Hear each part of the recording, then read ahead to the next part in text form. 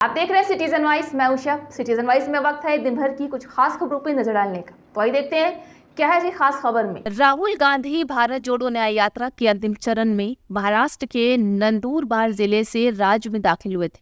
वे 17 मार्च को मुंबई के एक विशाल रैली के साथ यात्रा को खत्म करेंगे, जहां कांग्रेस अध्यक्ष मल्लिकार्जुन खड़गे ने इंडिया ब्लॉक के सभी दलों को रैली में शामिल होने को कहा है। भारत जोड़ो न्याय यात्रा के हिस्से के रूप में लोगों को संबोधित करते हुए गांधी ने कहा है कि चुनावी बॉन्ड दुनिया का सबसे बड़ा जबरन वसूली रैकेट है। महाराष्ट्र के भिवंडी में एक रैली को संबोधित करते हुए राहुल गांधी ने कहा है कि राज्यों में सरकारें गिराने का पैसा चुनावी बॉन्ड से आ रहा है। गांधी ने आगे कहा है कि सीबीआई और ईडी जांच नहीं कर रहे हैं, वे जबरन वसूली कर रहे हैं, जहां राजनीतिक दलों को भाजपा और अमित शाह द्वारा तोड़ा क्यों? क्योंकि वो सबसे बड़े अरबपतियों की मदद करना चाहते हैं। तो ये मेरा मैसेज है आपके लिए। आप लोगों को जागरूक होना पड़ेगा।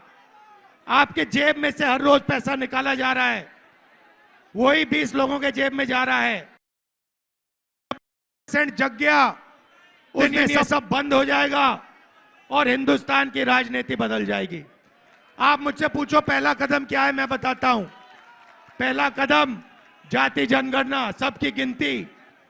इस देश में दलित कितने, आदिवासी कितने, गरीब जनरल कास्ट के कितने, पिछड़े कितने, माइनॉरिटी कितने। उसके बाद आर्थिक, फाइनेंशियल और हिंदुस्तान की हर संस्था का सर्वे। नरेंद्र मोदी जी ने हिंदुस्तान के 20-25 सबसे अमीर लोगों का कितना कर्जा माफ,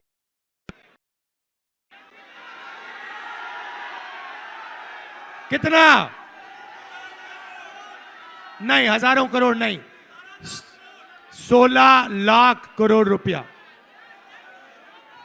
अब आम आदमी को यह नंबर समझ ही नहीं आता।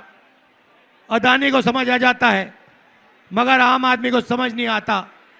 16 लाख करोड़ रुपए कितना होता है, मैं आपको बताता हूं।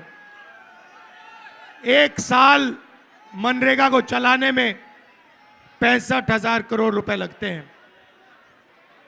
मतलब नरेंद्र मोदी ने मनरेगा का 24 साल का पैसा 20-25 लोगों को दे दिया।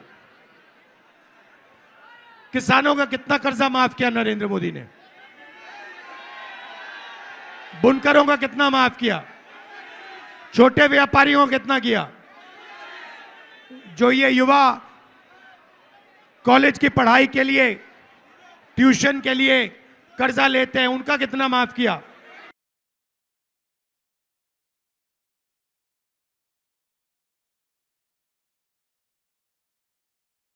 माफ किया। कुछ दिन पहले सुप्रीम कोर्ट कहती है कि ये जो नरेंद्र मोदी ने इलेक्टोरल बॉन्ड शुरू किए, इसके आंकड़े स्टेट बैंक ऑफ इंडिया को पब्लिक कर देने चाहिए। सुना इसके बारे में?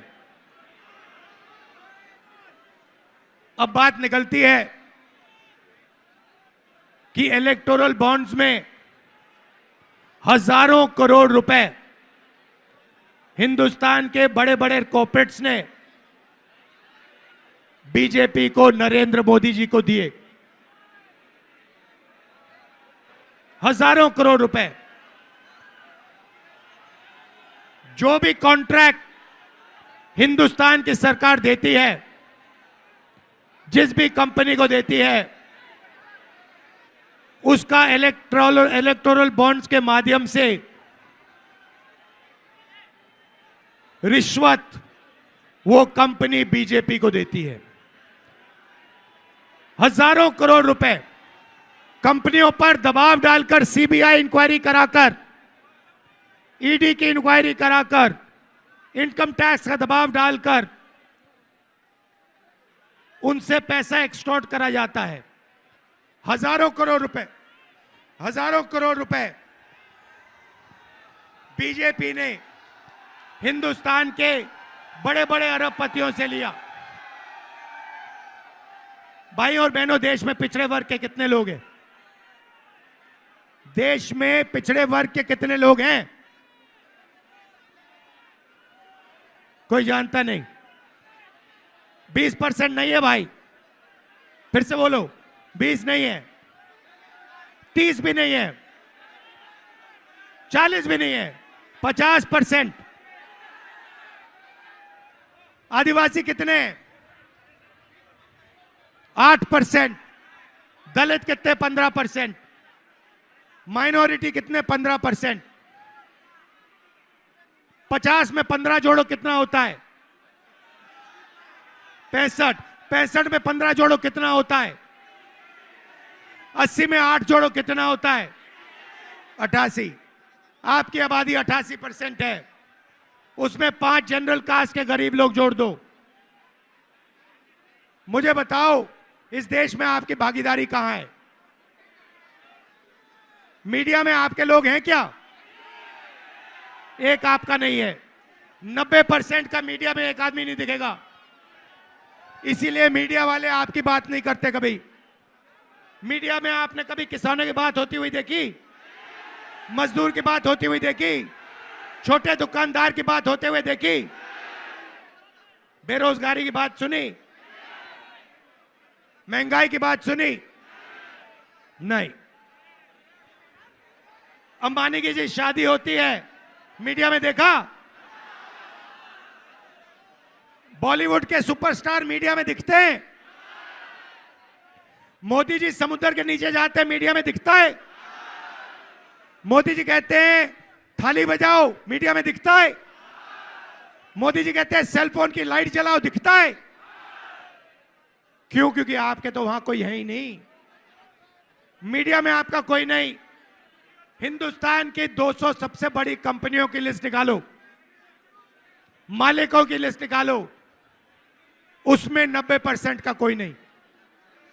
मुझे नाम दे दो पिछड़े वर्ग का, दलित का, आदिवासी का, एक नाम दे दो जो हिंदुस्तान की सबसे बड़ी 200 कंपनी का मालिक है। मुझे नाम दे दो, कोई है ही नहीं।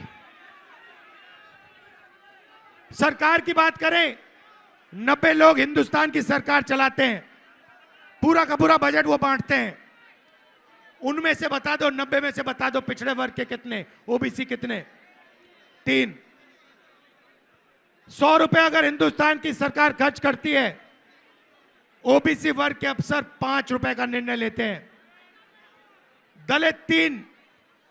100 रुपए खर्च होते हैं, दलित अफसर 1 रुपए का निर्णय लेता है 100 रुपए में से। और आदिवासी 100 रुपए खर्च होते हैं तो 10 पैसे का निर्णय लेता है। प्राइवेट अस्पतालों के मालिक की लिस्ट निकालो, वहां 90% का कोई नहीं। प्राइवेट स्कूल कॉलेजेस की लिस्ट निकालो, वहां 90% का कोई नहीं। तो आप लोग हो कहां? आप लोग मजदूरी करते हो। ये जो फ्लाईओवर बनाए ना, ये 90% ने बनाया है। ये जो सड़क बनी है, ये 90% ने बनाया है। मगर इसका जो पैसा बना है, वो 5% के बैंक अकाउंट में गया है। ये हिंदुस्तान की सच्चाई है। इसलिए हमने न्याय शब्द भारत जोड़ो यात्रा में लगा दिया।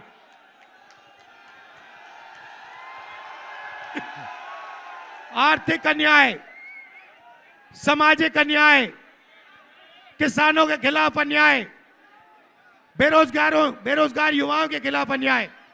किसान कहता है हमें एमएसपी दे दो, मिनिमम सपोर्ट प्राइस दे दो। नरेंद्र मोदी जी कहते हैं नहीं मिलेगी, मर जाओ तुम्हें नहीं मिलेगी। हमने मैनिफेस्टो में लिख दिया, जैसे ही हमारी सरकार आएगी, हिंदुस्तान के किसानों को मिनिमम सपोर्ट प्राइस, कानूनी मिनिमम सपोर्ट प्राइस हम दिलवा देंगे। तो ये लड़ाई है भाइयों और बहनों। एक तरफ नरेंद्र मोदी जी हिंदुस्तान के 20-25 अरबपति, और दूसरी तरफ हिंदुस्तान की गरीब जनता, बेरोजगार लोग, पिछड़े, दलित, आदिवासी, माइनॉरिटी, गरीब जनरल कास्ट के लोग।